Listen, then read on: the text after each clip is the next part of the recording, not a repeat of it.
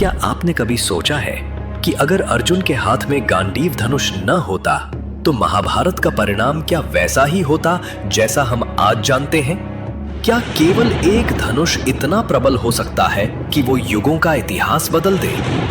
ये कथा है अर्जुन और गांडीव की, एक दिव्य शस्त्र, एक महान साधक और धर्म की वो गाथा जिसने समूचे भारत का भविष्य तय कर दिया। गांडीव का जन्म स्वयं ब्रह्मा जी की सृष्टि से हुआ था। जब ब्रह्मांड की रचना हुई तब ब्रह्मा ने अद्भुत अस्त्र शस्त्रों का निर्माण किया। इनमें से एक था गांडीव, एक ऐसा धनुष जिसकी प्रत्यंचा में ब्रह्मांडीय शक्ति समाई हुई थी। कहा जाता है कि इसकी प्रत्यंचा खींचते ही आकाश में गर्जना होती और उसकी डोरी खींचते ही दिशाएं कांप उठती थीं। देवता, राक्षस, यक्ष सबने इसकी शक्ति देखी, पर कोई भी उसे स्थायी रूप से धारण नहीं कर पाया, क्योंकि गांडीव केवल शक्ति नहीं चाहता था, वो उस समर्पण और धर्म की मांग करता था जो हर साधक में नहीं मिलता। गांडीव पहले इंद्र के पास गया। इंद्र ने इसे असुरों से युद्ध में प्रयोग किया, परंतु कुछ समय बाद इसे वरुण को सौंप दिया। वरुण ने इसे अपनी गहराइयों में सुरक्षित रखा। कहा जाता है कि हजारों वर्षों तक यह समुद्र की तह में सोया रहा। फिर अग्निदेव ने वरुण से यह मांगा ताकि खांडव वन को भस्म कर सके। वरुण ने कहा, यह धनुष किसी साधारण के लिए नहीं, इसे केवल वही धारण कर सकता है जो धर्म के लिए लड़ता हो। इसीलिए अग्नि ने इसे आगे बढ़ाने का वचन दिया और इसकी प्रतीक्षा पूरी हुई तब जब अर्जुन का जन्म हुआ। धरती पर उस योग्य साधक का जन्म हुआ, अर्जुन, पांडवों के मध्य पुत्र, द्रोणाचार्य के प्रिय शिष्य और इंद्र का अंश रूप। बचपन से ही अर्जुन की एकाग्रता और साधना अलग दिखी। गुरु द्रोण के समक्ष जब अन्य राजकुमारों ने लक्ष्य भेदने की परीक्षा दी, तब अर्जुन की दृष्टि केवल चिड़िया की आंख तक केंद्रित रही। उस एकाग्रता ने देवताओं का ध्यान खींचा और भविष्यवाणी हुई कि ये बालक काल के पथिकों में सर्वश्रेष्ठ बनेगा। परंतु देवताओं ने देखा कि केवल कौशल ही पर्याप्त नहीं, इसलिए एक लंबा क्रम शुरू हुआ। परीक्षाएं, तप और संघर्ष। अर्जुन ने हिमालय में कठोर तप किया, भक्ति और ध्यान से अपने अंदर की कमजोरी को परखा।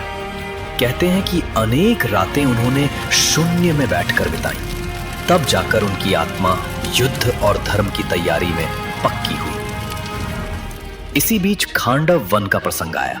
अग्निदेव की ज्वाला को शांत करना आवश्यक था, परंतु इंद्र ने उस वन की रक्षा का वचन दिया था। अग्नि अकेला असमर्थ था, उसे चाहिए था एक ऐसा योद्धा जो मानव और दिव्य के बीच खड़े होकर संतुलन बना सके। वरुण और अन्य देवों ने मिलकर अर्जुन की परीक्षा ली और अंततः गांडीव उसे सौंप दिया। साथ में मिली अक्षय तर्कश, जिसके बाण कभी खत्म ना होते। जब अर्जुन ने पहली बार गांडीव की प्रत्यंचा खींची तो ऐसा लगा मानो स्वर्ग में किसी ने घोषणा की हो, अब ये अस्त्र योग्य हाथों में है। खांडव दहन के समय अर्जुन और कृष्ण ने मिलकर इंद्र के वज्र और बरसती वर्षा को परास्त किया। अर्जुन की बाण बरसात ने नागों और गंधर्वों की सेना को पीछे धकेल दिया। उस दिन अर्जुन ने समझा कि गांडीव सिर्फ हथियार नहीं बल्कि धर्म की शक्ति है। गांडीव अर्जुन के साथ चलते हुए अनेक घटनाओं में निर्णायक बना। उन्हें पाशुपतास्त्र भी मिला, शिव की कृपा, जो उनके साहस और समर्पण का प्रतीक था। द्रौपदी के स्वयंवर में अर्जुन ने ब्राह्मण के वेश में आकर गांडीव से लक्ष्य भेदा और अपनी महानता का संकेत दे दिया। वनवास के समय अर्जुन ने अज्ञातवास के अंतर्गत विराट नगर में भी अपनी क्षमता छुपा कर रखी। ब्रह्मचारी बृहन्नाला बनकर उन्होंने शास्त्र कलाओं में युवराज की शिक्षा दी, पर जब वीरता की घड़ी आई तो उन्होंने अपनी असली पहचान प्रकट की और गांडीव से युद्ध भूमि में अपना पराक्रम दिखाया। जब कुरुसेना ने विराट के गोवंश पर आक्रमण किया तब अकेले अर्जुन ने गांडीव उठाया और पूरी कौरव सेना को परास्त कर दिया। उस दिन सभी ने समझा कि अर्जुन की पहचान छिपाई जा सकती है, पर गांडीव की टंकार कभी नहीं छिपाई जा सकती। और फिर आया कुरुक्षेत्र, जहां धर्म और अधर्म की अंतिम परीक्षा हुई। अर्जुन ने उस दिन गांडीव को संभाल कर रखा, पर जब उनके सामने अपने ही गुरु, अपने ही संबंधी और सगे संबंधी दिखाई दिए तो उनका मन कांपा। उन्होंने गांडीव नीचे रखा और कृष्ण से कहा, मैं इन पर बाण कैसे चला सकता हूं? ये वो पल था जब गीता ने अर्जुन के मन को नया जीवन दिया। कृष्ण ने कहा, कर्तव्य निभाना ही धर्म है और कभी कभी धर्म की रक्षा के लिए सबसे कठोर निर्णय भी आवश्यक होते हैं। उस उपदेश के बाद अर्जुन ने गांडीव उठाया और युद्ध में अपना सर्वोत्तम दिया। गांडीव की शक्ति का अनुभव तब और गहरा हुआ जब अर्जुन भीष्म पितामह, द्रोणाचार्य और कर्ण जैसे महान योद्धाओं का सामना करते हुए भी संयम और न्याय को बनाए रखा। भीष्म के समक्ष उनके तीरों में करुणा और न्याय दोनों झलकते थे। द्रोण के समक्ष उन्होंने शत्रुओं की चतुर चालों को भेदने के लिए अपने विवेक का प्रयोग किया। कर्ण के साथ उनका द्वंद्व युद्ध का वो क्षण था जिसे इतिहास आज भी याद करता है। कर्ण का वध किसी सामान्य प्रतिद्वंद्वी का वध न था, यह धर्म की सिद्धि का प्रतीक था। जयद्रथ का वध, जिसने अभिमन्यु की मृत्यु को संभव बनाया, वो भी गांडीव की निस्संदेह छाप से जुड़ा रहा।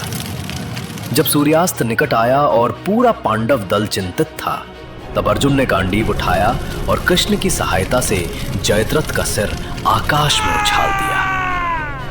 यह विजय धर्म के पक्ष में निर्णायक बनी। गांडीव केवल एक शस्त्र नहीं था, ये धर्म का प्रतीक था। हर बार जब इसकी टंकार गूंजती, शत्रु भयभीत हो जाते और मित्रों का मनोबल बढ़ जाता। युद्ध के दौरान अर्जुन की भी आंतरिक यातनाएं बढ़ी। जब उन्होंने अपने ही बंधुओं और गुरुओं को लक्ष्य किया तो हृदय पर उभरी पीड़ा ने उन्हें झकझोर दिया। उन्होंने कई बार स्वयं से पूछा, क्या हिंसा का यह मार्ग सही है? परंतु गांडीव के साथ खड़े होकर और कृष्ण के उपदेश की स्मृति में उन्होंने समझा कि कभी कभी धर्म की रक्षा के लिए कठिन निर्णय अनिवार्य होते हैं। युद्ध के पश्चात जब शांति वापस आई तो अर्जुन ने महसूस किया कि दिव्य अस्त्रों की एक सीमा है। वरुण देव ने आकर गांडीव वापसी का आग्रह किया। अर्जुन ने भारी मन से गांडीव सौंप दिया। समुद्र के तट पर वो दृश्य अत्यंत भावुक था। उन्होंने जाना कि कुछ वस्तुएं केवल एक काल के लिए दी जाती हैं। उनका अधिकार तभी तक है जब तक वे धर्म के लिए प्रयोग हो रही हों। गांडीव का छोड़ना अर्जुन के लिए केवल शस्त्र का छोड़ना नहीं था,